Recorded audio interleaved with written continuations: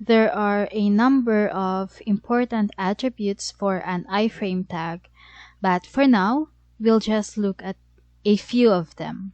So we've seen this attribute, the source attribute, and that specifies the address of the page you want to display in your frame. And the value should be a URL, and this is an example.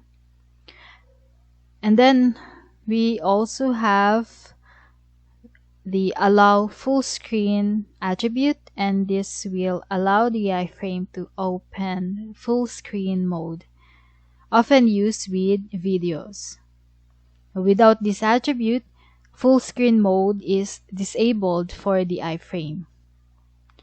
It doesn't have any value, so you can just put allow full screen within your iframe tag. So let's take a look of how we can use this attribute. Going back to our previous example, so here if we play this video, if we want it to be in full screen, we can just click this, but with this it says that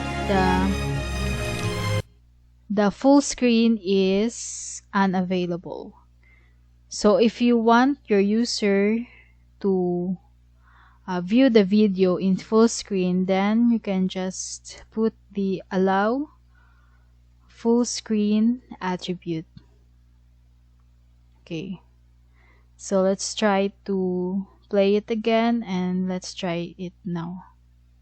So take a look at how the allow full screen was implemented here.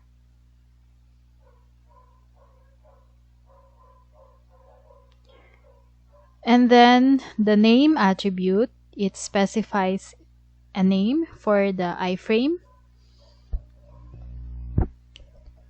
So using the name attribute, the iframe can act as a target for a link, just as the self target will replace the current window with the site of the href URL and blank with open a new window at the URL. If you set the name attribute, that name can be used as a target so that when you click on it, the new page will open up in that frame. So this is an example of how you can use the name attribute, and its value should be a text. Another attribute is the Sandbox, and this can apply a number of restrictions on the iframe, preventing the site in the iframe from using pop-ups, running scripts, and numerous other things. So this helps avoid some of the potential security issues that iframes may be prone to. So here are example values for the Sandbox attributes, and here's an example of how you can use Sandbox attribute in your iframe tag.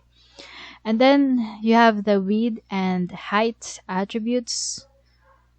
So while width and height are valid attributes for an iframe, they should be avoided in favor of CSS properties, and values should be in pixels. And here's how you can use this attribute in your iframe tag.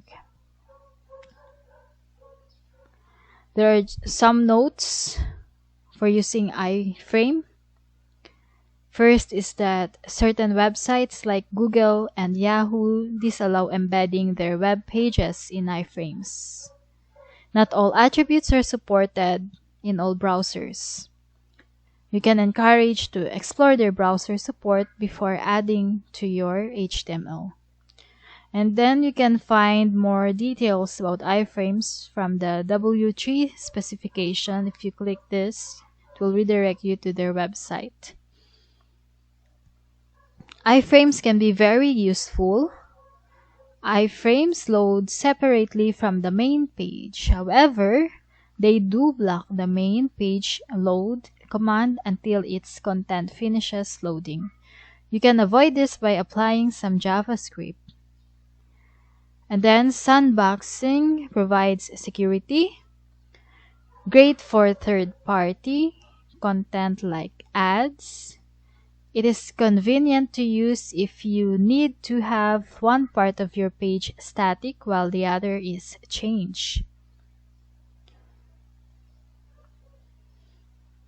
But there are also some disadvantages. It is easy to misuse them. It should be considered a piece of content in the web page and not as an integral part of it. Accessibility of iframes is poor. Screen readers do not process them well, but you can proceed to use iframes with a notice for the reader. Then you have no control over the content in an iframe if you display external content. The content can change anytime or can upload malicious content without your permission. And then lastly, search engines have trouble accessing and in turn indexing the content in your iframes.